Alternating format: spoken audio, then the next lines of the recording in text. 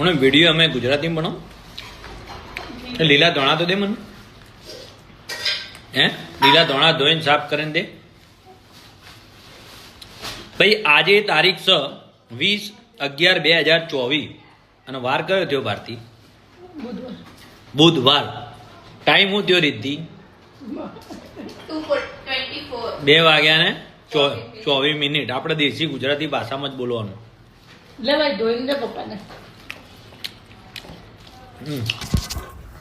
લીલા દાણા ખોલીને દે. લીલા દાણાની છાશ બનાવી હતી મસ્ત.